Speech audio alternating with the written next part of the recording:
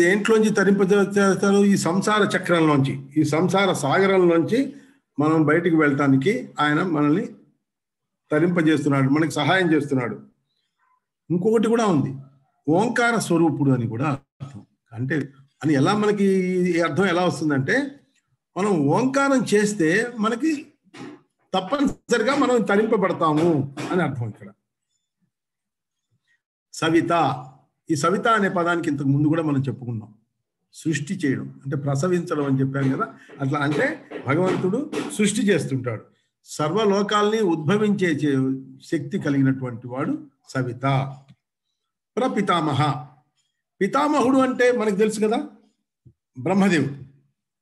బ్రహ్మదేవుడి యొక్క తండ్రిని అంటే తాత తండ్రిని ముత్తాత అంటాం. అట్లాగే ఈయన ప్రపితామహుడు అయ్యాడనమాట. యజ్ఞ,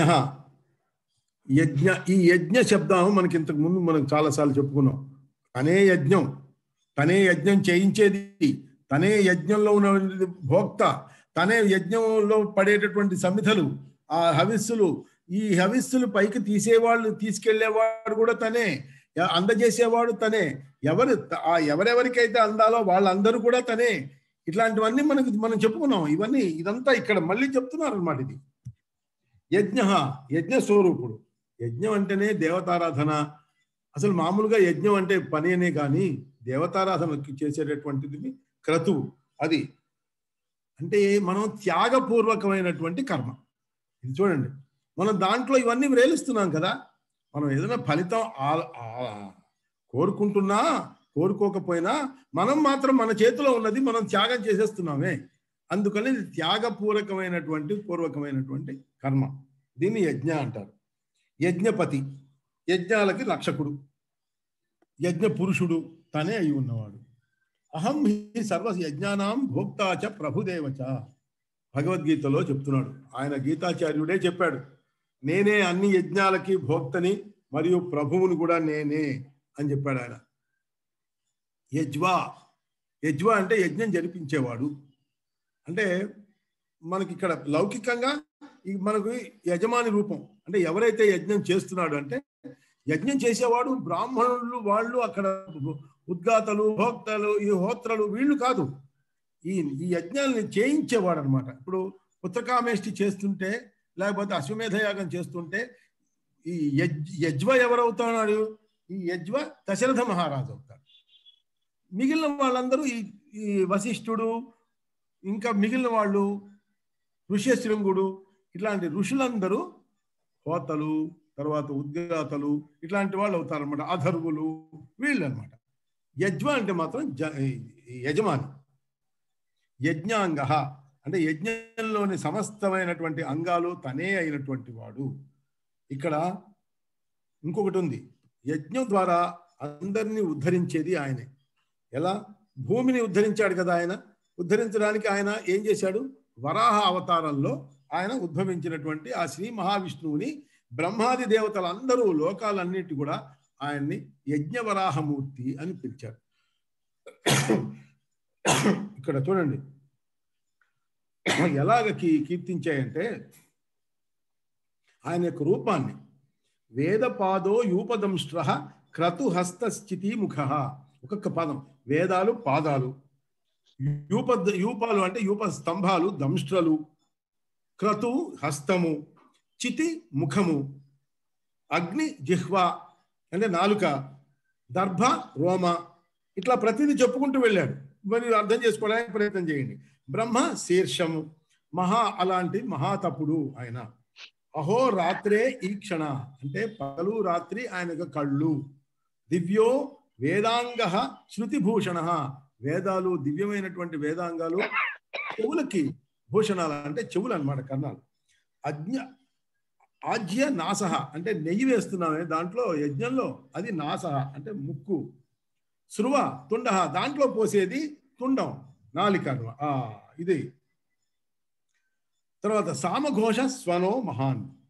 సామఘోష సామవేదాలు చదువుతున్నాడే ఉద్గ్రాత, ఆయన చెప్పేదంతా అదే ఆయనే, ఆ ఘోషే తను. ధర్మ సత్యమయ శ్రీమాన్ క్రమ విక్రమ సత్క్రియ. ఈ క్రమ విక్రమాలు అనేటువంటి ప్రక్రియలు ఉత్తమమైనటువంటి ఆచారాలుగా ఉంటాయి అన్నమాట, ఆ క్రమ విక్రమాలు. తర్వాత ఇంకొకటి ఏంటి చెప్తున్నారు ఇక్కడ, నఖో ఘోర, నఖ ఈ ఘోరమైనటువంటి గోళ్ళున్నాయే ఇవి. తర్వాత పశువులు జానహ, జాను అంటే మోకాళ్ళు.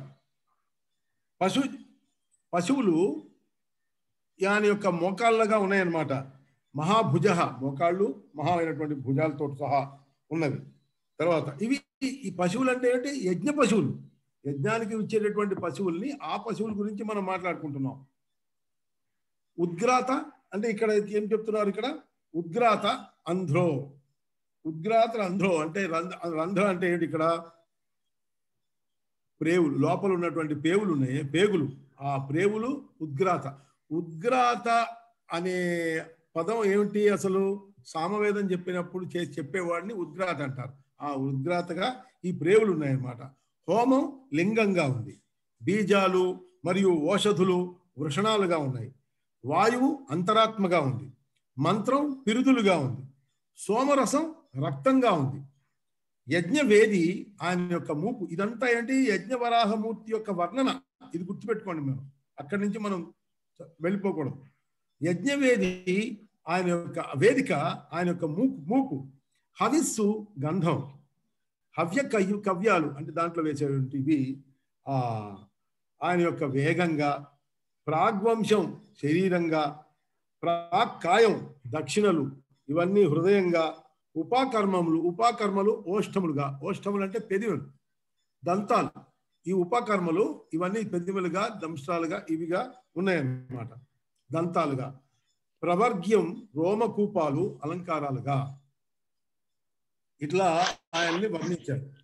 దక్షిణ హృదయో యోగి మహాసత్రమయీ మహాన్ ఉపాకర్మో ఉష్ఠ రుచక ప్రవర్గ్య ఆవర్త భూషణ అని ఆయన్ని వర్ణిస్తూ ఇంకా ఏం చెప్పాడంటే, నానా ఛందో గతి పథో గుహ్య ఉపనిషత్ ఆసన అంటే ఏంటి, గుహ్యమైనటువంటి అంటే చాలా రహస్యమైనటువంటి ఉపనిషత్తులు, అంటే చాలా లోతుగా ఉన్నటువంటి అవి ఆసనంగా, ఆయన యొక్క ఆసనంగా ఉన్నాయట.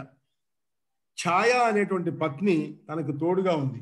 చూడండి, ఛాయా పత్ని సహాయో వై మేరు శృంగ ఇవోచ్రిత అంటే ఆ యోగి రూపుడు, మహాసత్రమయుడు, మహారూపుడు, విక్రమశాలి, మేరు శిఖరం లాంటి అంత ఉన్నతత్వం, అత్యున్నతుడు అయినటువంటి ఆ యజ్ఞవరాహమూర్తి అలా ప్రకాశించాడు అని యజ్ఞాంగ అని ఆయన్ని సంబోధించారు అక్కడ. ఆయన యజ్ఞవాహన అంటే, యజ్ఞవాహన అంటే వివిధ ఫలాలనేటువంటి అన్నిటినీ ఇచ్చేటటువంటి యజ్ఞాలని ప్రేరేపించేవాడు. మా చేత, మీ చేత, వాళ్ళ చేత ప్రేరేపించేసి ఆ యజ్ఞాన్ని చేయించేవాడు. అంతేకాకుండా దేవతలకి ఆయా ఇచ్చేటటువంటి ఆహుతులు ఉన్నాయే వాటికి తీసుకువెళ్ళి వాళ్ళకి అందించేవాడు. యజ్ఞభృత్, యజ్ఞకృత్, యజ్ఞీ, యజ్ఞభుక్, యజ్ఞ సాధన, యజ్ఞాంతకృత్, గుహ్యం, అన్నం, అన్నాద ఏవచ. ఇక్కడ చూడండి, యజ్ఞభృత్ అంటే యజ్ఞాలకి ఆధారం, ఈయన రక్షకుడు తానే అయి ఉన్నవాడు. యజ్ఞకృత్ యజ్ఞకర్తల రూపంలో యజ్ఞం చేసేవాడు ఆయనే. ఇంకా ఈ యజ్ఞం ఈయన ముఖ్యంగా ఆయన చేసేటటువంటి యజ్ఞం ఏమిటి, సృష్టి స్థితి లయ అనేటువంటి యజ్ఞం, ఆ మహాయజ్ఞాన్ని ఆయన చేస్తుంటాడు. యజ్ఞం తానే అయిన ఉన్నవాడు. యజ్ఞభుక్ అంటే యజ్ఞాలని అనుభవించేవాడు, యజ్ఞంలోంచి వచ్చేటటువంటి ఆ ఫలాన్ని తానే కదా భోజనం చేసేవాడు, అంటే తను అనుభవిస్తాడు. యజ్ఞ సాధన, యజ్ఞాల ద్వారా పొందబడతాం. మనం యజ్ఞం చేసి ఎందుకు చేస్తాం, ఆ భగవంతుడి కోసమే మనం యజ్ఞం చేస్తాం. ఆ యజ్ఞ సాధన ఆయనే. యజ్ఞాంతకృత్, యజ్ఞం చివరలో, యజ్ఞ అంతంలో ఇంకా ఏంటి వస్తుంది, యజ్ఞ ఫలం. ఆ యజ్ఞ ఫలం మనకి ప్రదాత ఆయన. వైష్ణవ రుక్కుని మనం ఉచ్చరించడం చేత పూర్ణాహుతి చేస్తామే, ఆ పూర్ణాహుతి చేత యజ్ఞ సమాప్తి అవుతుంది. ఆ సమాప్తి చేసే యజమానిని యజ్ఞాంతకృత్ అని అంటారు. ఇక్కడ ఆ యజమాని రూపంలో భగవంతుడే ఉన్నాడు కాబట్టి ఆయన్ని కూడా యజ్ఞాంతకృత అన్నారు. ఎవరు యజ్ఞాంతకృత అంటే భగవంతుడే. ఇలా ఈ ఈ యజమాని కూడా యజ్ఞాంతకృత అయ్యాడు. యజ్ఞగుహ్యం అంటే జ్ఞాన గుహ్యము అయి ఉన్నవాడు. జ్ఞానం గుహ్యం అంటే చాలా లోతైనది, చాలా రహస్యమైనది అన్నమాట. అది అంత గంభీరమైనటువంటిది. అది అంతటి రహస్యమైనటువంటి అలాంటి యజ్ఞం జ్ఞాన యజ్ఞం. మామూలుగా ఇక్కడ మనం చేసేటటువంటి యజ్ఞాలు ఉన్నాయే, ఆ యజ్ఞాలు ఏ యజ్ఞాలు పేరు అశ్వమేధం, లేకపోతే పుత్రకామేష్టి, లేకపోతే రాజసూయం, ఇట్లాంటి ఇవేవో యజ్ఞాలు ఉన్నాయి. ఇవి కావు, జ్ఞానయజ్ఞం. అది ఆ జ్ఞానయజ్ఞం అంటే జ్ఞానయజ్ఞం ఎందుకు చేస్తాం? ఫలాపేక్ష లేకుండా చేస్తాం. నాకు ఇది కావాలి అని చెయ్యం, నాకు అక్కర్లేదు, ఫలమే నాకు అవసరం లేదు, కానీ నేను నీకోసమే, నువ్వు నాకు కావాలి అని చెప్పేసి నేను చేస్తాను. అది ఆ జ్ఞానయజ్ఞం. అది అలాంటి జ్ఞానయజ్ఞం తానే అయి ఉన్నవాడు. అన్నం అంటే అన్నస్వరూపం ఆయనే. అన్నం పరబ్రహ్మ స్వరూపం అని మేము వింటూనే ఉంటాం కదా. అది అన్నం ఆహార రూపంలో జీవులందరినీ పోషించేవాడు ఆయన. ప్రళయకాలంలో సర్వాన్ని ఆహారంగా కబళించేవాడు కూడా ఆయనే. అన్నాదహ అంటే ప్రాణుల రూపంలో అన్నాన్ని భుజించేవాడు. ఈ అన్న అదహ అంటే ఆ భోజనం చేసేవాడు. ఎవరు చేస్తారు ఈ అన్నాన్ని? మనమే, మన రూపంలో ఆయనే. ఆత్మయోని స్వయం జాతో వైఖాన సామగాయన దేవకీనందన సృష్ట క్షితీశ పాపనాశన. అంటే చూడండి, ఆత్మయోని అంటే అన్నిటికీ ఆయనే మూల కారణమై ఉన్నవాడు. స్వయం జాత, స్వయం జాత అన్న స్వయం భూ అన్న ఒకటే. తనకు తానే జన్మించినవాడు. ఆయనకి జన్మ లేదు కాబట్టి ఆయన ఎక్కడైనా తనని తను ప్రకటించుకోవాలంటే తనకు తానే ప్రకటించుకుంటాడు. ఈ జగత్తు మొత్తానికి ఉత్పత్తికి కారణమైనటువంటి వాడు ఆయనే.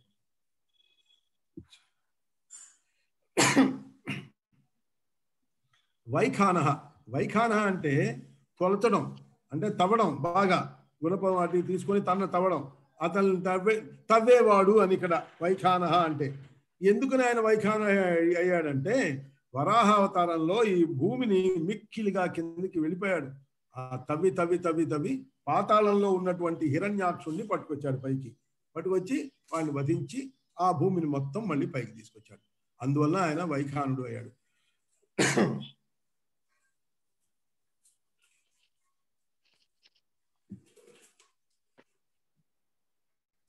సామగాయన, సామవేదాన్ని గానం చేసేవాడు ఆ మహావిష్ణువే. దేవకీనందన, దేవకీనందనుడు, ఇది తెలిసిన, ఇది చూడండి, దేవకీ దేవి కొడుకైనటువంటి ఈ శ్రీకృష్ణుడు ఇలా జన్మించిన వాడు. మహాభారతం ఏం చెప్తున్నది? జ్యోతింషి శుక్రాణి చ యాని లోకే త్రయో లోకపాలాస్త్రయీ చ త్రయో అగ్నయశ్చ ఆహుతయశ్చ పంచ సర్వే దేవా దేవకీపుత్ర ఏవా అని. ఏమిటి?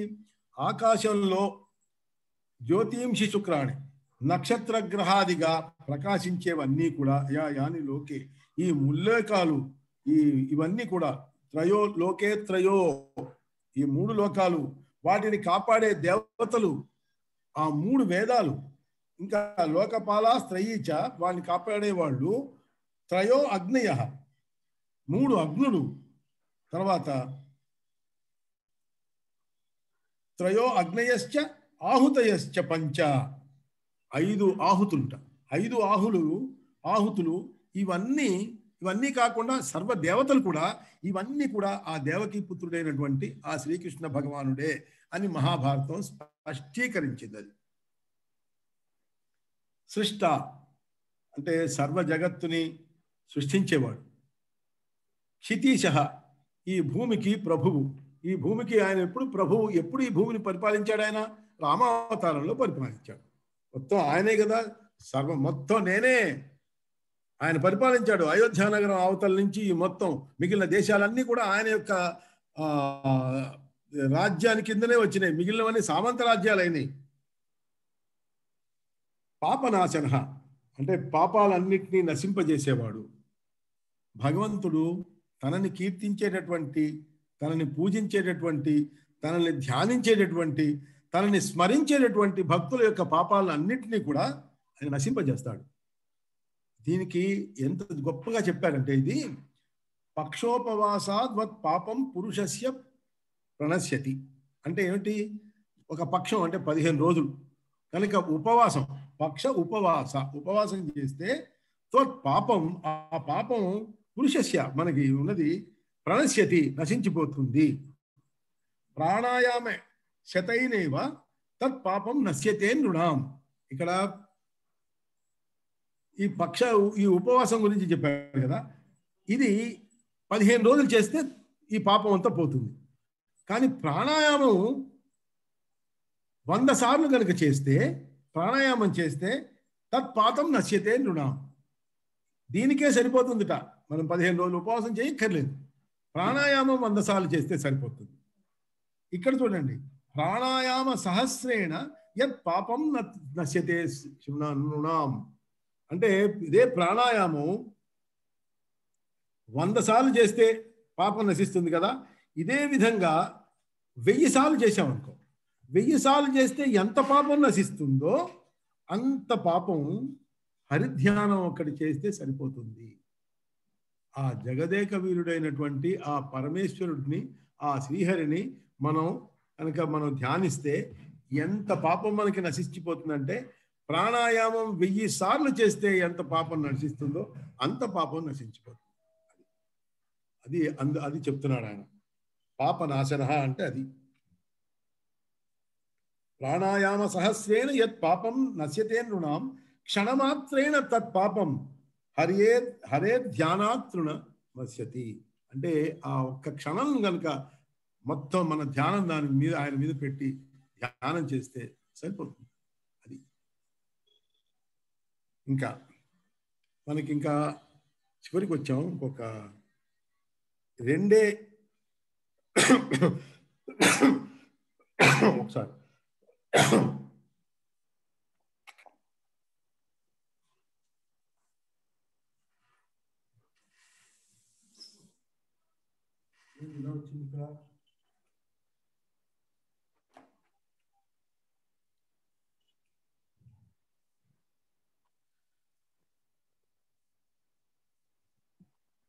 శంఖభృన్ నందకీ చక్రీ శాంబధన్వా గదాధర రథాంగపాణి రక్షోభ్య సర్వప్రహరణాయుధ ఓం నమ ఇతి. ఇది శ్లోకం. ఈ శ్లోకంలో మొదల శంఖభృత్ అంటే శంఖాన్ని ధరించినవాడు. ఇదేమిటిది? ఈ శంఖం ఏంటి? పాంచజన్యం.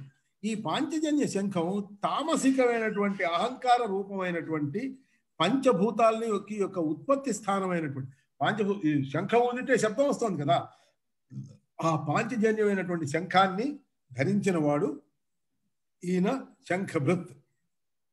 నందకి, ఆయన యొక్క ఖడ్గం పేరు నందకి. అంటే అది జ్ఞాన ఖడ్గం. ఆ జ్ఞాన ఖడ్గంతో మనకి ఆత్మజ్ఞానాన్ని ప్రసాదిస్తున్నాడు. ఎలాగా? మనలో ఉన్నటువంటి అజ్ఞానాన్ని తన యొక్క ఖడ్గంతో ఖండించి మనకి ఆత్మజ్ఞానాన్ని ప్రసాదించేవాడు. అందుకని ఆయన నందకి. నందకం అంటే ఖడ్గం, నందకి అంటే ధరించినవాడు అని. ఈ ఖడ్గాన్ని ధరించినవాడు. అది చక్రి, చక్రాన్ని ధరించినవాడు. ఈ చక్రం ఏంటి? మన మనస్సుకి ప్రతీక. దానికి అలా మనస్సు తిరిగేటట్లు ఇది కూడా తిరుగుతూ ఉంటుంది. ఇలాంటి సుదర్శన చక్రాన్ని ధరించినవాడు.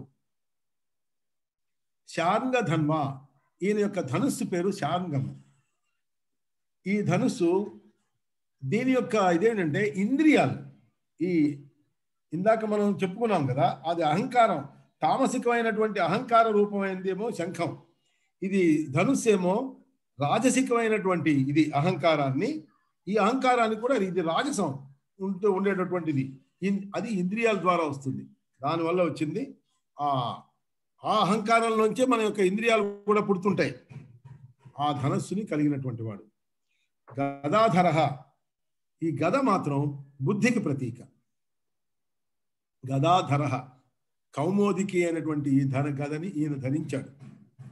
రథాంగపాణి, రథాంగం అంటే ఈ రథానికి అంగం అని కదా, అంటే చక్రం. ఒక రథంలో ఉండేది కదా చక్రం.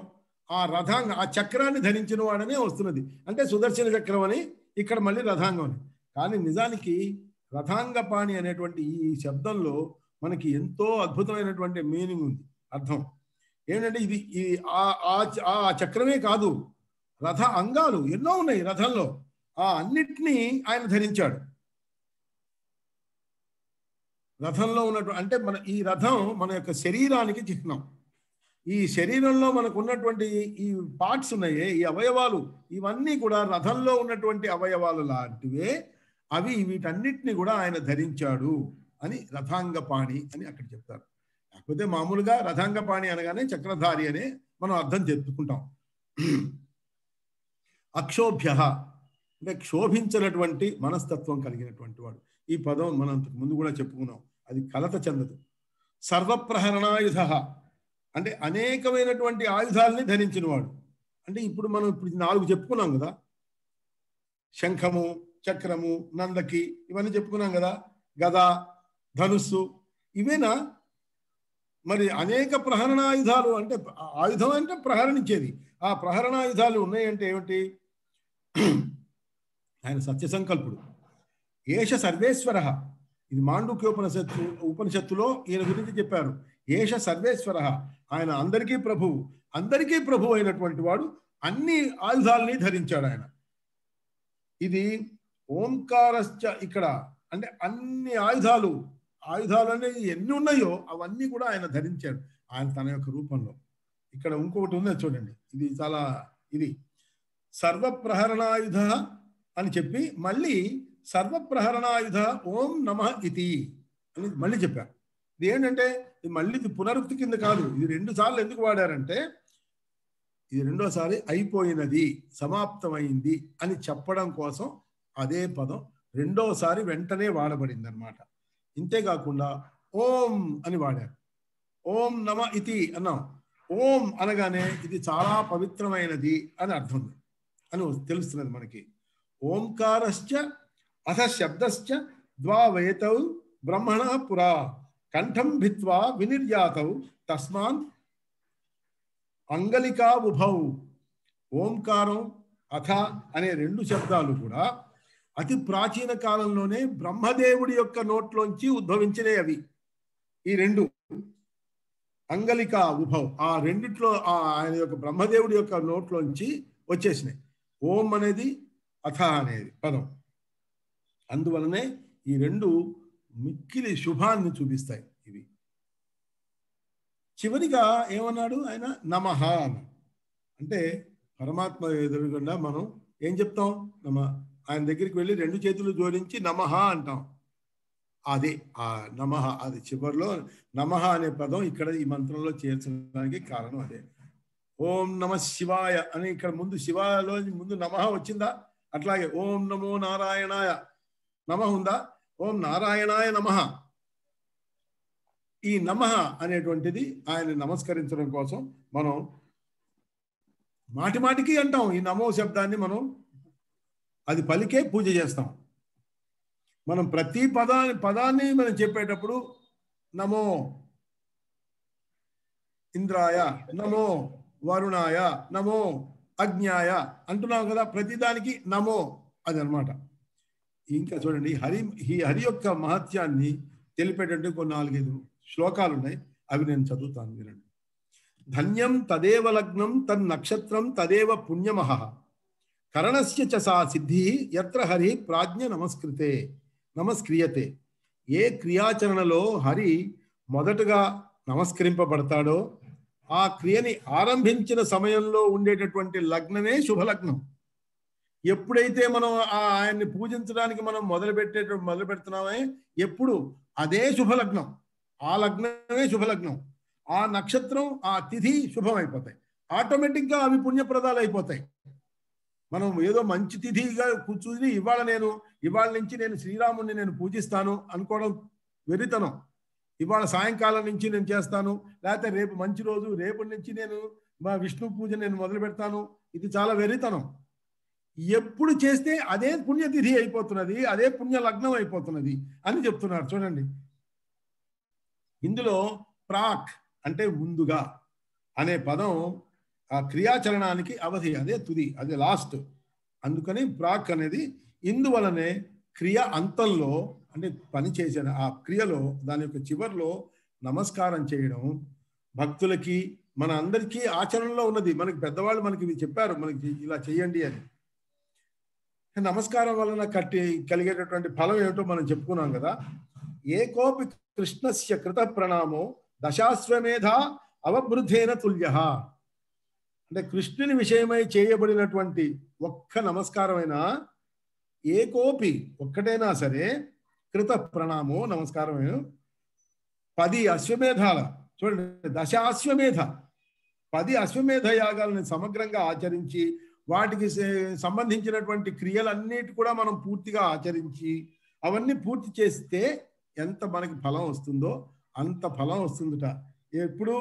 ఏకోపి కృష్ణస్య కృత ప్రణామో. అయితే దశ అశ్వమేధాలని ఆచరించిన వ్యక్తికి వాటి వల్ల లభించినటువంటి పుణ్యఫలానుభవం రాదా? వస్తుంది కదా. కానీ ఆయనకి ఆ పుణ్యఫలం ఖర్చు అయిపోతుంది, ఆయన అనుభవించేస్తాడు. అనుభవించిన తర్వాత మళ్ళీ పునర్జన్మ వస్తుంది ఆయనకి.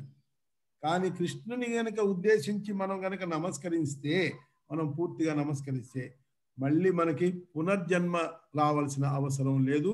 మరొక్కసారి మనం జన్మ ఎత్తాం. చూడండి, అతసీ పుష్ప సంకాశం పీతవాససం అచ్యుతం ఏ నమస్యంతి గోవిందం న తేషాం విద్యతే భయం. గోవిందుడికి నమస్కరించే వారికి ఏ రకమైనటువంటి భయము ఉండదు. నీలవర్ణ శరీరం కలిగినటువంటి వాడు కృష్ణుడు కదా.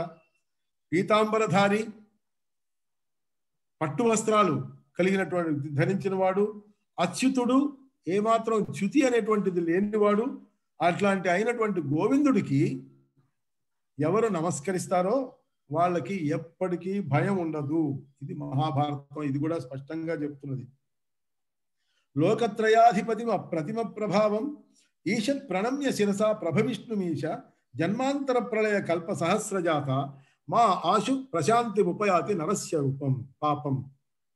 లోకత్రయాధిపతి, సాటిలేని ఈ ప్రభవంతుడు, సర్వసమర్థుడు అయినటువంటి నారాయణుని ఉద్దేశించి శిరస్సుతో గనుక మనం నమస్కరిస్తే 1000 కల్పాల కాలంలో మానవుడికి కలిగేటటువంటి అన్ని సంభవించేటటువంటి పాపం అంతా కూడా త్వరగా తొలగిపోతుంది. ఇక్కడికి మనం 107 నామాలు పూర్తి చేసుకున్నాం. కానీ 108వ ఉంది. అది మనం రేపు చెప్తాను నేను, ఎందుకంటే దాని తర్వాత కూడా కొన్ని నేను చెప్పాలని అనుకున్నాను కాబట్టి ఇది ఒక్కటే. అంటే ఇది నేను ఇక్కడ సంపూర్ణం చేయటం లేదు, ఇంకా కొన్ని ఇంకా మనకి ఇంకా చెప్పాలంటే నాకు సమయం ఉంది. అది కూడా చెప్పనా, అవి చెప్తాను ఇప్పుడు. ముందు కొద్దిగా ఒక 5వ 10వ చెప్తాను.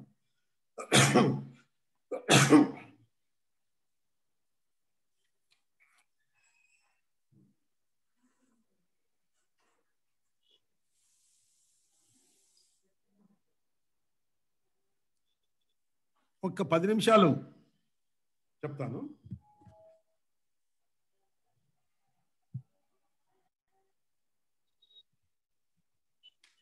ఇది మొదట్లో చెప్పుకునేటువంటి ఇది విశ్వం. చూసారా, విశ్వం విష్ణుర్వషట్కారో భూతభవ్య భవత్ ప్రభు భూతకృత్ భూతభృత్ భావో భూతాత్మ భూతభావన అని మొదటి శ్లోకం ఉంది. ఆ మొదటి శ్లోకంలో ఉన్నటువంటి మొదటి పదం ఏంటి? విశ్వం అంటే విశ్వాకారుడు, అంటే విశ్వరూపంలో ఉన్నవాడు. అంటే ఉపనిషత్తులలో ఎవరు యతః సర్వాణి భూతాని అని చెప్పారో అనే వాక్యంతో చెప్పబడుతున్నాడో అతడు ఎవరైతే ఈ జగత్తు సృష్టి ఉత్పత్తి ఈ స్థితి లయాలకి కారణమవుతున్నాడో అతడే బ్రహ్మం. ఆ బ్రహ్మమే అద్వితీయుడైనటువంటి పురుషుడు, పరమ పురుషుడు. జగత్తులో ఉద్భవించినటువంటి ప్రతి వస్తువు కూడా మనకు తెలిసినా తెలియకపోయినా కూడా బ్రహ్మం అనే పదంలో చేర్చబడింది. ఇది అర్థం చేసుకోండి. మనకి తెలియదు కదా అని అనుకోకండి. ఆ పదం కూడా మనకి తెలియకపోయినా బ్రహ్మ పదంలో, బ్రహ్మ అనేటువంటి దాంట్లోనే చేర్చబడింది. అది ఉన్నది. ప్రతి కార్యానికి ఒక కారణం ఎలా ఉంటుందో అదే విధంగా జగత్తులో ఉద్భవించినటువంటి ప్రతి వస్తువుకి కూడా బ్రహ్మమే మూలం. ఆ మూలమై ఆయనే కారణభూతుడై ఉన్నాడు. మరో విధంగా చెప్పాలంటే ఆయన ఉనికి లేకుండా, ఆయన నుండి వేరుగా ఈ జగత్తుకి ఉనికి లేదు. ఆయనే లేకపోతే ఈ జగత్తు ఎక్కడి నుంచి వస్తుంది? రాదు, దీనికి లేదు. ఉపనిషత్తులో ఉన్నటువంటి ఈ వాక్యాలు కూడా చదివిస్తాను. ఈ ఒకటి, బ్రహ్మ ఏవ ఇదం విశ్వం ఇదం వరిష్టం, అంటే ఈ వరిష్టం అంటే మహాశ్రేష్టమైనది అని, అంటే సర్వశ్రేష్టమైనటువంటి ఈ బ్రహ్మమే ఈ విశ్వం. పురుష ఏవ ఇదం విశ్వం, ఈ విశ్వం పరమ పురుషుడే లేక పరమాత్ముడే. ఇక్కడ మూల అర్థం మామూలు శబ్దం తీసుకున్నాం విశ్వం అనే దాంట్లో. విశ్ అంటే ఈ మూలార్థ ప్రకారంగా కూడా విశ్వం అంటే బ్రహ్మం లేక పరమ పురుషుడు అవుతాడు. విశతి అనే పదానికి ప్రవేశించడం లేక చొచ్చుకొని పోవడం అనే అర్థం ఉంది. ఈ కింద ఉపనిషత్తు వాక్యాలు కూడా ఇవే చెప్తున్నాయి. ఈ బ్రహ్మం ఎలా లోపలికి చొచ్చుకుపోతున్నాడో తెలుస్తుంది. ఎట్లా? తత్స్పృష్ట తత్సష్ట్వ తదేవ అనుప్రావిశత్, ఇది తైత్తిరీయ ఉపనిషత్తు. అంటే ఈ విశ్వాన్ని ఆయన సృష్టించి దానిలోనే ఆయన ప్రవేశించాడు కదా. ఈ విశ్వాన్ని అంతటా ఆయనే సృష్టించాడు, దానిలోకి ఆయనే ప్రవేశించాడు. అలాగా ఆయన చొచ్చుకొని పోయాడు. ఆయన పదానికి అర్థం అలా వచ్చింది. యత్ ప్రయాంత్యభి సంవిశంతి, అంటే ఈ భూతాలు దేహాలని వదిలిపోతూ దేనిలో ప్రవేశిస్తున్నాయో, అంటే ఇవన్నీ మనం అయిపోతున్నది, అయిపోయిన తర్వాత దేంట్లో ప్రవేశిస్తున్నాయో అదే ఆ విశ్వమే. ఆ విశ్వమే ఈయన పరబ్రహ్మ. ఇది కూడా తైత్తిరీయోపనిషత్తుదే. ఇవాళతో ఈ మొదటిది చెప్పాను. ఇంకొక 20 పదాలు బ్రహ్మ ఆ మహావిష్ణువు యొక్క పేర్లు ఇంకొక 20-22 పదాలు నాకు చెప్పాలని ఉంది. అది రేపు చెప్తాను. అది చివరికి ముగింపు కూడా నేను రేపు చెప్తాను. రేపు ఆదివారం ఉందా బావా? రేపు చెప్పుకుందాం, ఆదివారం అయినా సరే. అబ్బుచ్చి నీ పర్మిషన్ కావాలి.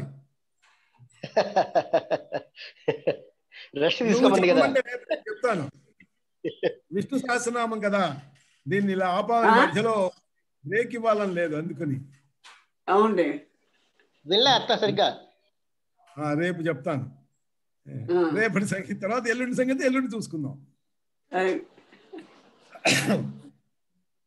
చాలా బాగా ఉందిరా చెప్పే విధానం.